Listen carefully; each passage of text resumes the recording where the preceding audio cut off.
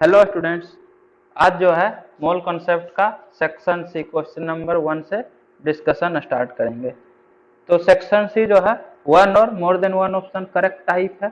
कहने का मतलब इसमें एक से ज़्यादा ऑप्शन भी हो सकता है। तो first question, an isotone of germanium 76 is. तो जर्मेनियम 76 का आइसोटोन बताना है। टोन मतलब नंबर ऑफ न्यूट्रॉन जो है सेम होना चाहिए। तो इसमें कितना नंबर ऑफ न्यूट्रॉन है? नंबर ऑफ प्रोटॉन है 32 और number of proton plus number of neutron equal to 76 है। तो नंबर ऑफ न्यूट्रॉन होगा 76 माइनस नंबर ऑफ प्रोटॉन, तो -32। तो ये हो जाएगा 44।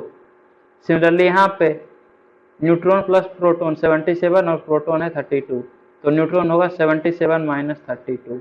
तो ये तो सेम होगा नहीं, 76 माइनस 32 और 77 माइनस 32, तो ये आइसोटोन नहीं है इसका। 33 माइनस 77 माइनस 33, तो दोनों एक एक बढ़ गया, तो नंबर ऑफ न्यूट्रॉन इसमें भी 44 है। तो ये जो है इसका आइसोटोन है, तो ऑप्शन बी होगा 77 माइनस 34, तो ये 43 आएगा, जबकि चाहिए 44 न्यूट्रॉन, तो नंबर ऑफ न्यूट्रॉन सेम नहीं है, तो नहीं होगा। 78 माइनस 34, तो ये भी 44 होगा। तो इसमें भी नंबर ऑफ न्यूट्रॉन इतना ही है 44, तो ऑप्शन डी भी होगा। तो फर्स्ट का आंसर है बी एंड डी। इसके बाद सेकंड क्वेश्चन है, many elements have non integral atomic masses because. तो बहुत से एलिमेंट का एटॉमिक मास जो है वो इंटीजर नहीं होता है, क्यों? तो पिछले लेक्चर के लास्ट क्वेश्चन सेक्शन बी का 20th क्वेश्चन, उसमें आयरन का आइसोटोप दिया हुआ था, आयरन 54, आयरन 56 और आयरन 57। इसका था 5%, इसका 90% था और इसका 5% था। तो इसमें जो एवरेज एटॉमिक मास आया था वो 55.95 आया था। तो ये इंटीजर नहीं है, ना तो 55 है ना 56 है। तो ऐसा क्यों हो रहा है? क्योंकि दे है आइसोटोप, उसके पास आइसोटोप्स होता है, आयरन का बहुत सारा आइसोटोप होता है, इसलिए इसका एटॉमिक मास जो आया वो आपका इंटीजर नहीं आया, नॉन इंटीग्रल एटॉमिक मास आया। तो ऑप्शन ए करेक्ट है, they have isotope, their isotopes have non integral masses. ये गलत है, आइसोटोप्स का मास जो होता है वो इंटीग्रल ही होता है हमेशा। जैसे आयरन 54 वाला होगा या 55 वाला होगा या 56 वाला होगा, हमेशा इंटीजर में ही होगा। तो आइसोटोप का मास जो है नॉन इंटीग्रल नहीं होता है, इसलिए ये गलत है। Their isotopes are different mass. हाँ, इसके आइसोटोप्स का मास डिफरेंट होता है, इसलिए जब एवरेज निकालते हैं तो वो नॉन इंटीजर आ जाता है। जैसे कार्बन 12 और कार्बन 14 होता है। तो देखिए दोनों आइसोटोप का एटॉमिक मास तो इंटीग्रल ही है, तो आइसोटोप्स का हमेशा इंटीग्रल मास ही होता है। डिफरेंट मास होने के कारण एवरेज एटॉमिक मास जो है वो इंटीजर नहीं आता है, इसलिए नॉन इंटीग्रल एटॉमिक मास होता है। तो सी भी सही है। The constituents neutron proton and electron combined to give fractional masses, ये तो बकवास ही है एकदम। एटॉमिक मास के लिए इलेक्ट्रॉन का मास तो कंसीडर भी नहीं करते हैं, क्योंकि ये बहुत ही लाइट होता है as compare to neutron and proton. तो ये इतना कम वेट का होता है कि इसका मास हम लोग नेग्लिजिबल मानते हैं। सिर्फ न्यूट्रॉन और प्रोटॉन के कारण एटम का मास होता है। ये पूरी तरह से बकवास है। तो सेक्शन सी में 2 ही क्वेश्चन था, कंप्लीट हो गया। इसके बाद सेक्शन डी से स्टार्ट करेंगे। सेक्शन डी आपका सब्जेक्टिव क्वेश्चन है। इसका फर्स्ट क्वेश्चन है, what weight of AgCl will be precipitated when a solution containing 4.77 gram of NaCl is added to a solution of 5.77 gram of AgNO3। तो AgNO3 plus NaCl ये आपस में reaction करके AgCl plus NaNO3 बनाता है, और AgCl insoluble होता है, तो AgCl का प्रेसिपिटेट बन जाएगा। तो बोल रहा है कि आपके पास 4.77 ग्राम NaCl है, इसका रिएक्शन करवा रहे हैं 5.77 ग्राम AgNO3 के साथ। तो कितना AgCl बनेगा? जितना AgCl बनेगा वही प्रेसिपिटेट करेगा। तो कितना AgCl प्रेसिपिटेट करेगा ये आपको बताना है। तो पहले तो आप नंबर ऑफ मोल निकाल लिए NaCl और AgNO3 का। तो NaCl का एटॉमिक मास होगा, सोडियम का होता है 23 और क्लोरीन का होता है 35.5, तो ये 58.5 होगा, 58.5। तो नंबर ऑफ मोल हो जाएगा total weight divided by GMM या फिर वेट ऑफ 1 मोल। तो नंबर ऑफ मोल होगा 4.77 डिवाइडेड बाय 58.5, इसका वैल्यू आएगा 0.081। तो आपके पास 0.081 मोल है NaCl का। AgNO3 का मोल निकाल लीजिए। तो वेट है आपके पास 5.77 और ग्राम मोलिकुलर मास कितना होगा, तो सिल्वर के कारण 108, नाइट्रोजन का 14 और 16 इंटू 3 48, तो ये 170 होगा।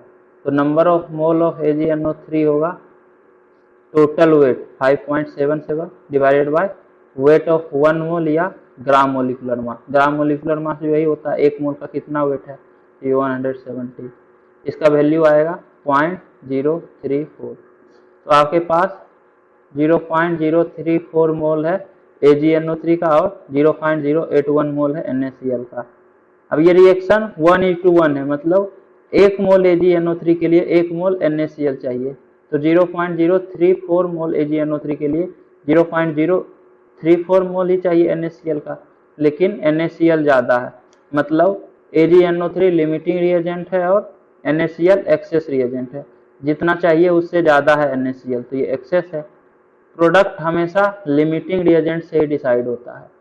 तो 1 मोल AgNO3 से 1 मोल AgCl बनता है, तो 0.034 मोल AgNO3 से 0.03 मोल AgCl बनेगा। तो आपके पास number of mole of AgCl जो बनेगा वो है 0.034।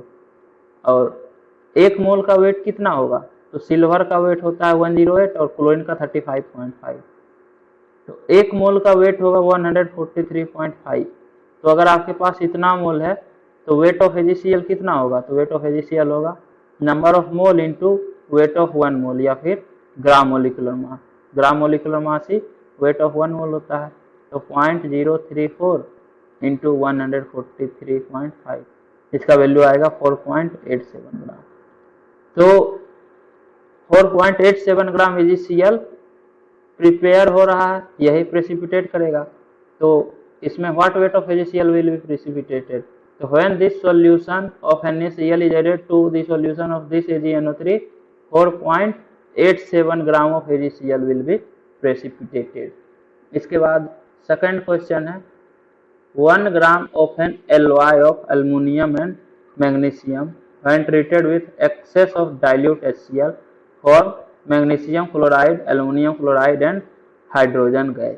The evolved hydrogen collected over mercury at 0 degree Celsius has a volume of 1.20 liters at 0.92 atm pressure. Calculate the composition of the alloy. तो इस केस में आपके पास alloy है एल्युमिनियम और मैग्नीशियम का, मतलब मैग्नीशियम प्लस एल्युमिनियम का एलॉय जो है ये 1 ग्राम है। इसमें मान लीजिए कि x ग्राम मैग्नीशियम होगा तो 1 माइनस x ग्राम एल्युमिनियम होगा। और जब इसका रिएक्शन HCl से होता है तो ये AlCl3 प्लस हाइड्रोजन गैस बनाएगा, AlCl3 प्लस H2 गैस, और मैग्नीशियम जो है ये भी MgCl2 प्लस H2 गैस बनाएगा। तो हाइड्रोजन गैस कितना नंबर ऑफ मोल प्रोड्यूस हुआ वो हम लोग यहाँ से कैलकुलेट कर सकते हैं। इवॉल्व्ड हाइड्रोजन मरकरी पे जब कलेक्ट किए तो इसका 1.2 लीटर वॉल्यूम आया 0.92 atm प्रेशर पे, टेम्परेचर है 0 डिग्री सेल्सियस। तो PV equal to nRT, P आपका है 0.92 atm, वॉल्यूम है 1.2 litre, equal to number of mole, R का वैल्यू 1/12 होता है, टेम्परेचर है 273 केल्विन। यहाँ से नंबर ऑफ मोल जो आता है वो आता है 0.049। अब ये 0.049 H2 गैस जो है ये मैग्नीशियम और एल्युमिनियम के द्वारा ही रिलीज हुआ है। एल्युमिनियम जब HCl से रिएक्शन करेगा, एल्युमिनियम प्लस HCl से, तो AlCl3 प्लस H2 गैस, यहाँ 3 HCl होगा और यहाँ 3/2 H2 गैस बनेगा। सिमिलरली मैग्नीशियम प्लस HCl से MgCl2 प्लस यहाँ ट्वाइस HCl और यहाँ H2 गैस, Mg+2HCl से MgCl2 प्लस H2 बनेगा।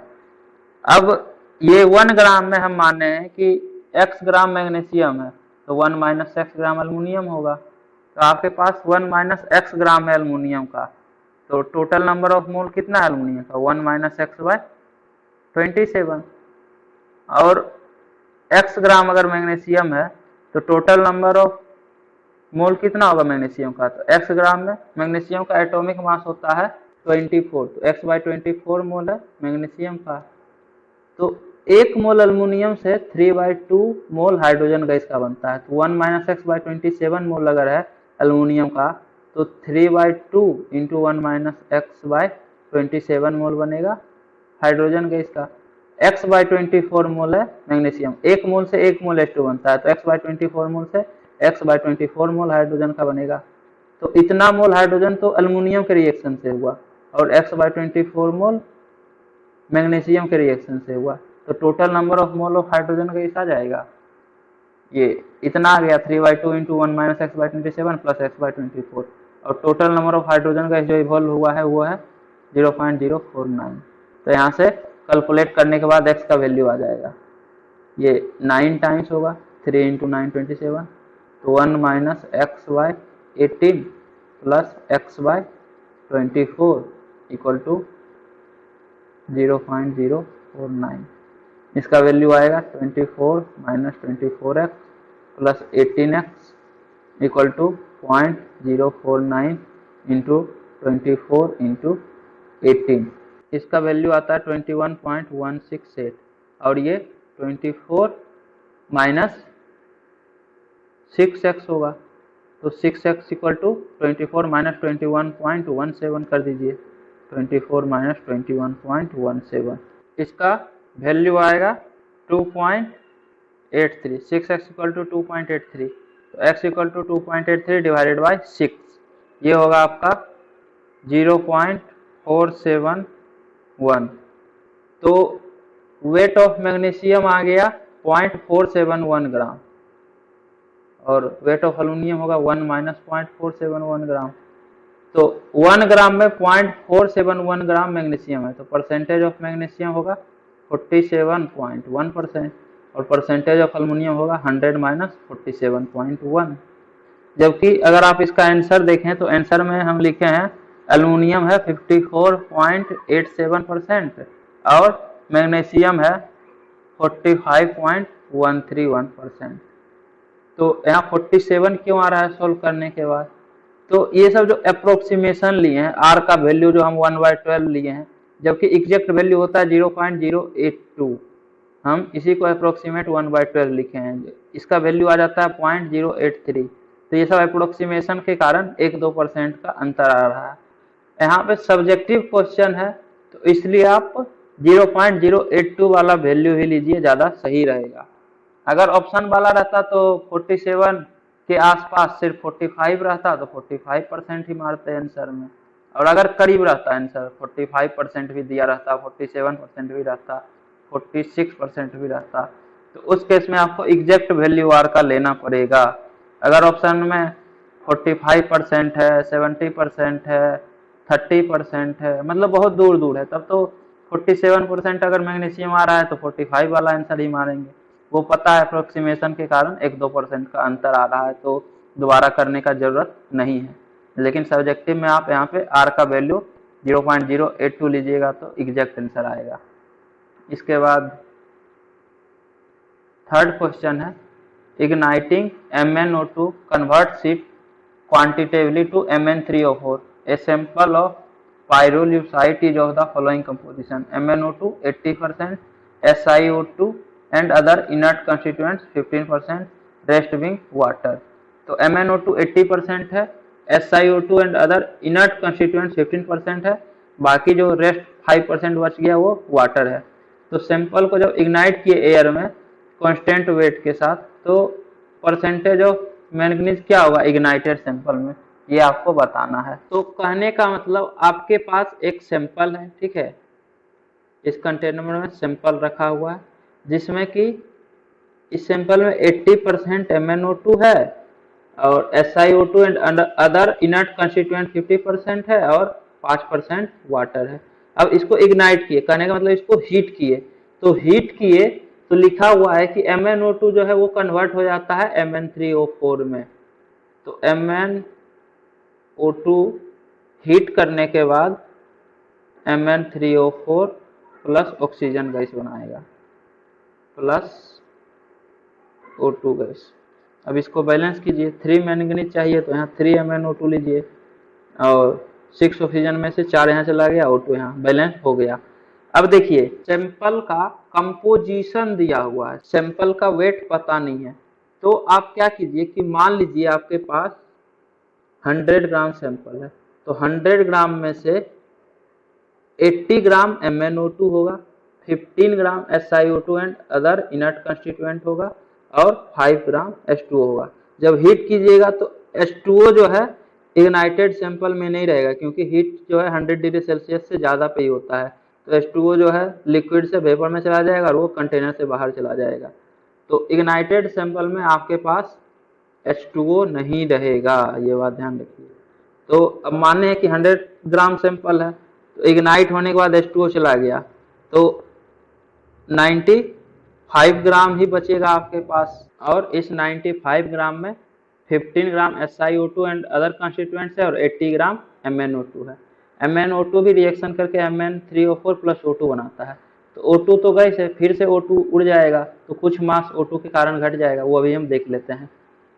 3 MnO2 3 से 1 मोल Mn3O4 का बनता है, तो अगर 80 ग्राम MnO2 है तो कितना मोल है? मैंगनीज का एटॉमिक वेट लिखा हुआ है 54.9 मानना है और ऑक्सीजन का 16 मानना है, तो MnO2 का वेट होगा, ग्राम मोलिकुलर मास होगा 54.9 प्लस 32, तो ये 56 प्लस 30 86.9 ग्राम है आपके पास, मतलब 1 मोल MnO2 का वेट है 86.9, तो number of mole of MnO2 कितना है आपके पास? 80 divided by 86.9, 80 divided by 86.9 mole MnO2 है। 3 मोल से 1 मोल Mn3O4 बनता है, तो इतना मोल अगर MnO2 का है तो इसका 1/3 मोल Mn3O4 का बनेगा, तो number of mole of Mn3O4 भी पता चल गया। तो वेट आप बता सकते हैं, पहले तो इसका GMM निकालिए, GMM होगा 54.9 इंटू 3 प्लस 16 इंटू 4, इसका वैल्यू आएगा 228.7, तो 1 मोल Mn3O4 का वेट है 228.7 ग्राम, तो इतना मोल है आपके पास Mn3O4 का, तो कितना वेट होगा? इतना इंटू 228.7 ग्राम, इसका वैल्यू आता है कैलकुलेट करने के बाद 70.2 ग्राम। अब इसमें देखिए आपके पास number of mole of Mn3O4 है इतना, तो मैंगनीज का वेट कितना होगा?